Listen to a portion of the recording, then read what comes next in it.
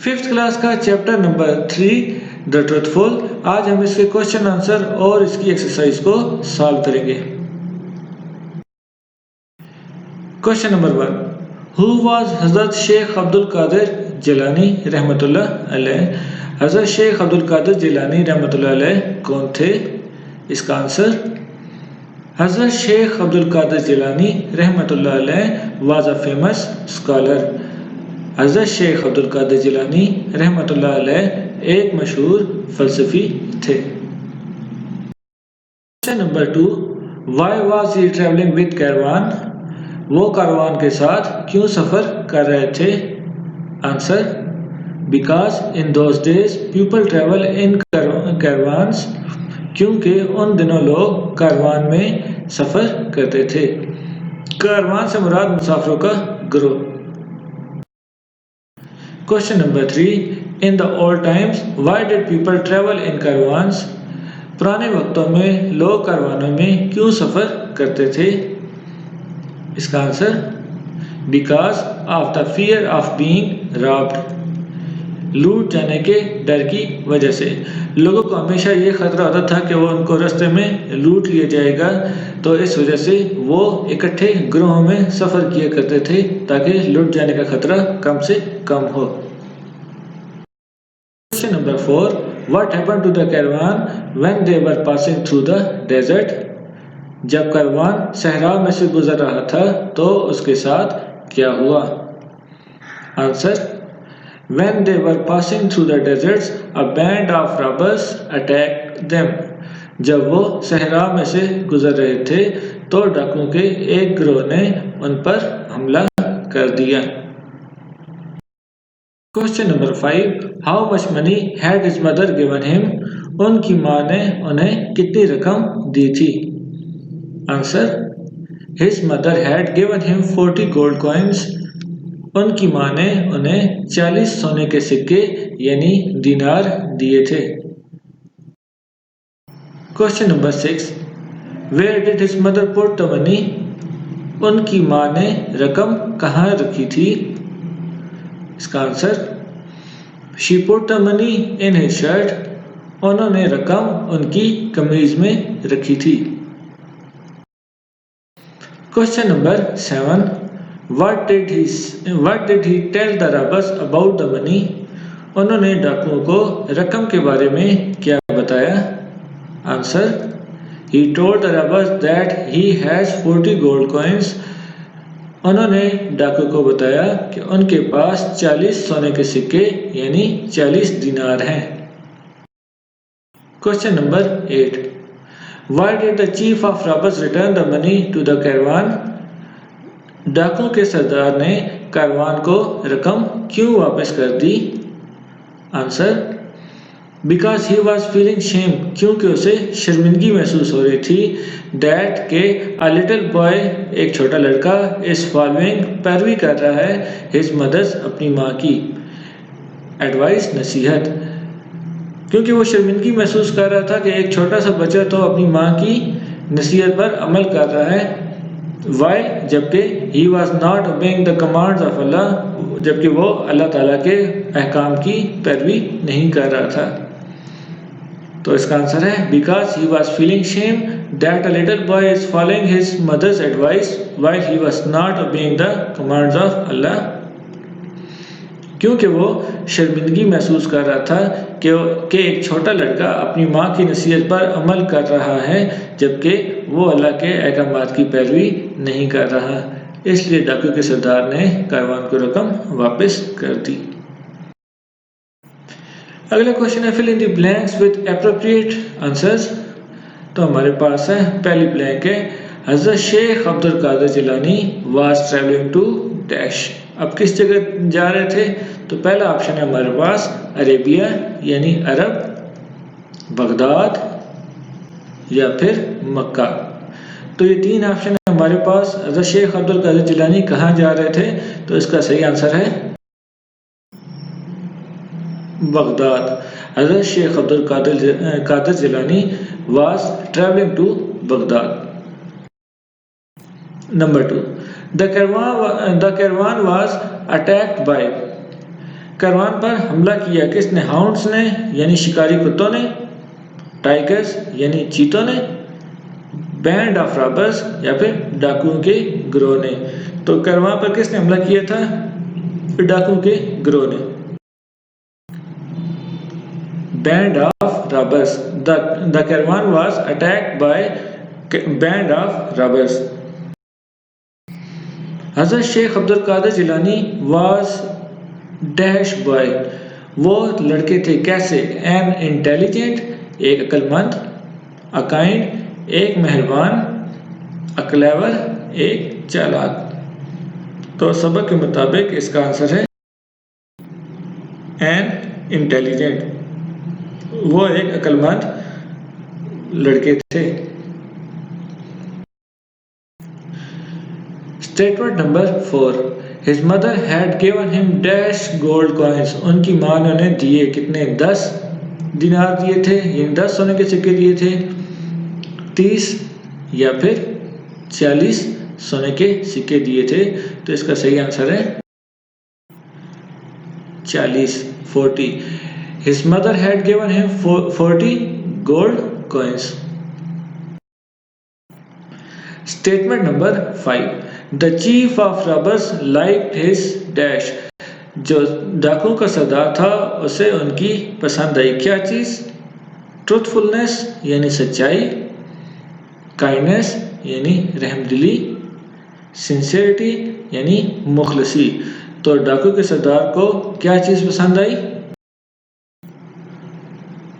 Truthfulness यानी उनकी सच्चाई पसंद आई। अगर वो छुपाना चाहते तो वो छुपा सकते थे, लेकिन उन्होंने सच बोला। Match the words in column A with its meaning in column B.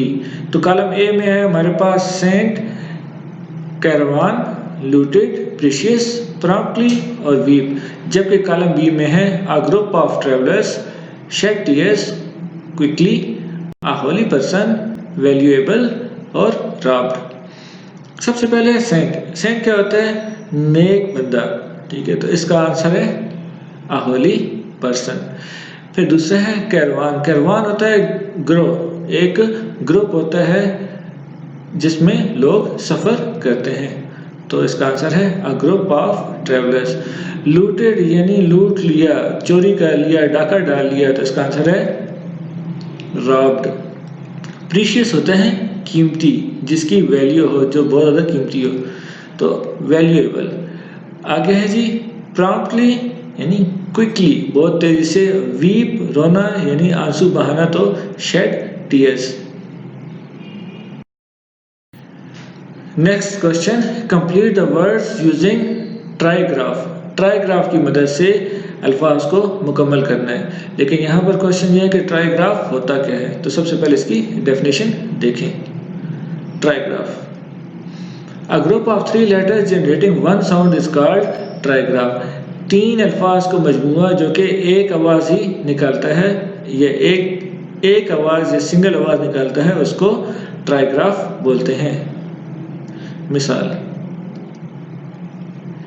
देख, मैच, मैच के अंदर TCH आ रहा है, तो ये मैच। दूसरा है कैच, कैच में TCH, ये क्या है? ट्राईग्राफ, एक ही आवाज़ निकालता, कैच।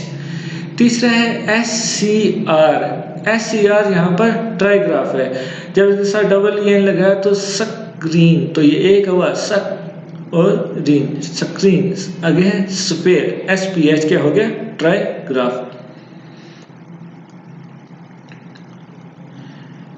चेयर, चेयर के एंड पे AIR, एयर, ये 3 लफ्ज़ हैं, 3 लेटर्स हैं, तो ये मिलकर एक ही आवाज़ निकालते हैं, तो यहाँ से एक ही आवाज़ बनती है, उसको ट्राईग्राफ बोलते हैं। फाइट के एंड पे GST एक ट्राईग्राफ है, रिपेयर के एंड पे AIR, एयर, तो रिपेयर, ये AIR एक ट्राईग्राफ है, जबकि फ्रिज के एंड पे DGE एक ट्राईग्राफ है। अब हम सॉल्यूशन की तरफ बढ़ते हैं। पहला है मैच, तो मैच से मुतल्लिका एंड पे TCH आ रहा है, तो हमने ऐसे अल्फाज बनाने हैं। तो मैच, हैच, स्टिच, वॉच। तो मैच के एंड पे ट्राइग्राफ इस्तेमाल हो रहा है TCH। तो इस आवाज से हमने अल्फाज बनाने हैं। तो मैच, हैच, स्टिच, वॉच। फिर कैच, कैच का होगा पैच, स्केच, स्विच। कैच के हो गए पैच, स्केच, स्विच। इसके बाद है स्क्रीन। तो SCR का इस्तेमाल करना है। Scrap, screw, scrub. स्क्रीन के शुरू में SCR ट्राइग्राफ इस्तेमाल हुए तो इसके अल्फाज बनेंगे स्क्रैप, स्क्रू, स्क्रब। इसके बाद है स्फेयर, SPH का इस्तेमाल। Sphere, spherical, sphincter, sphinx. Sphere, spherical, sphincter, sphinx. इसके बाद है स्क्रीन। तो SCR का दोबारा इस्तेमाल है। Screen, scroll, scream, script. Screen, scroll, scream, script. तो फिर रिवीजन करते हैं इसकी। Match, hatch, stitch, watch. Catch, patch, sketch, switch. Screen, scrap, screw, scrub.